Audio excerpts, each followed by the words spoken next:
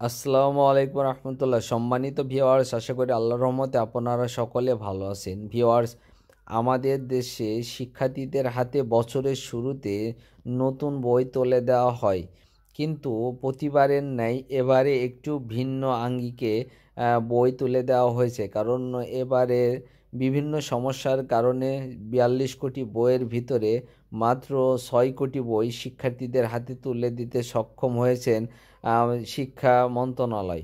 তবে বাকি বইগুলো শিক্ষা উপদেষ্টার বক্তব্য মতে মার্চের আগে দেওয়া সম্ভব নয় বলে তিনি জানিয়েছেন। আর কেনই বা এই বইগুলো দিতে বিলম্ব হচ্ছে সেই সম্পর্কিত বিস্তারিত আলোচনা করব।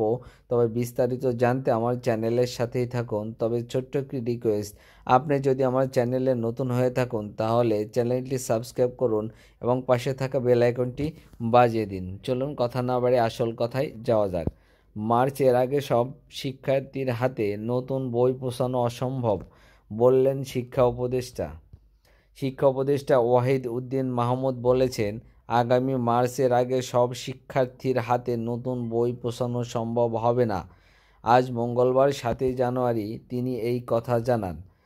শিক্ষা উপদেষ্টা বলেন, দেশের ছাপাখানায় সব বই মুদ্রণ, পরিমার্জন ও বইয়ের সংখ্যা তুলনামূলক বেশি থাকাসহ বিভিন্ন কারণেই শিক্ষার্থীদের হাতে বই পৌঁছাতে দেরি হচ্ছে। শিক্ষা উপদেষ্টার ভাষ্যমতে, আমাদের দেশে পর্যাপ্ত ছাপাখানা না থাকার কারণেই আমরা এই বইগুলো নির্দিষ্ট সময়ের ভিতরে শিক্ষার্থীদের হাতে পৌঁছাতে সক্ষম হচ্ছেন না। আর তিনি আরও বলেন, এ সময় পাঠ্য বই আগেও দেরিতে দেওয়া হয়েছে বলে তিনি মন্তব্য করেন। যাই হোক, সকল শিক্ষার্থীরা তারা নির্দিষ্ট সময়ে তাদের বই পেয়ে তারা তাদের পড়াশোনায় ফিরে যায় সেই আশা ব্যক্ত করে এখানে শেষ করছি। তবে যারা সাথে ছিলেন তাদেরকে সাথে থাকার জন্য অসংখ্য ধন্যবাদ। আসসালামু আলাইকুম ওয়া রাহমাতুল্লাহ।